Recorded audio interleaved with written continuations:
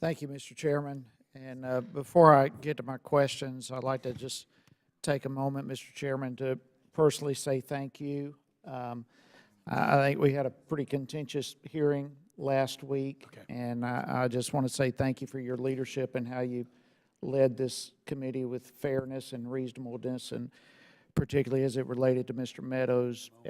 I just appreciate the way you handled that and really set a standard for this committee to deal with issues and not personalities, and I just felt it appropriate to publicly say thank you for your leadership in that regard. Mr. Dodaro, thank you again for your leadership as well. It's always good to see you. Appreciate all that you do for the American people.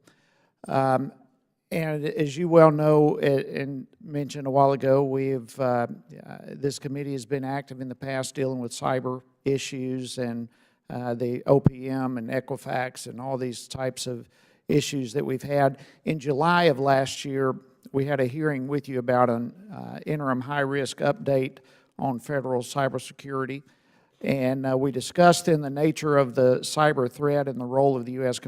computer emergency readiness teams. Just curious how that is going, if we're seeing improvements. Yeah, I'd like to bring up Nick Marinas, who's our cybersecurity expert in that area.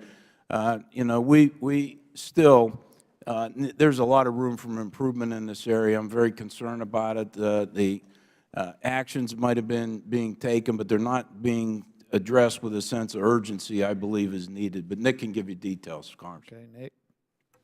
Yes, Congressman, I think we would say that, you know, as mentioned in our update last year, one of the 4 challenges that we highlighted was the important role and responsibility that the Department of Homeland Security has for organizing federal government efforts to protect their systems from cybersecurity threats.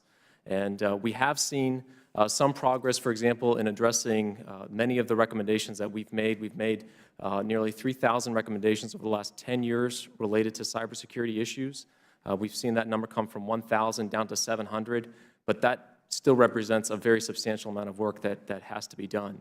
So what is the holdup? Who best answers that? I mean, what's going on? 700, like you said, is still a lot. What's the issue?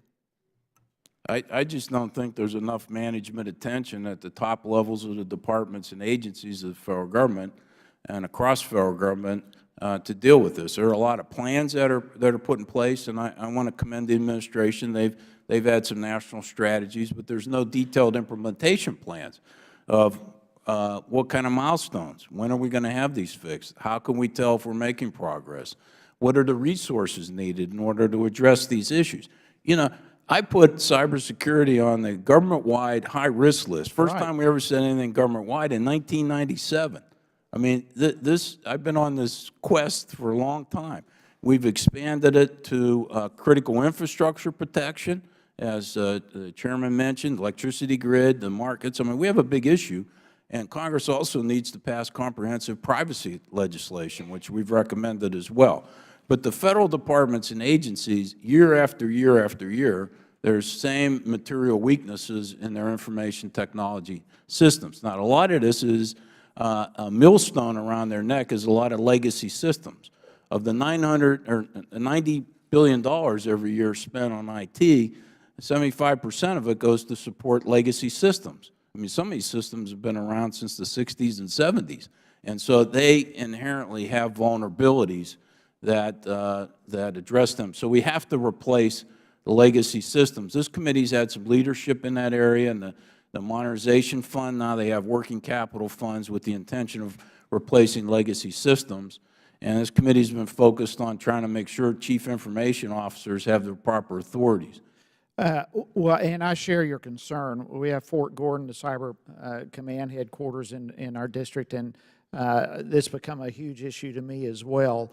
Regarding a little different, the IRS, and dealing with so much sensitive taxpayer information, what's the latest on that front? You know. With respect to the taxpayer information? Well, and the cybersecurity issue, the threat that's there. We continue to, with respect to IRS's own systems, we continue to see deficiencies as we do our annual evaluation of their financial statement activities.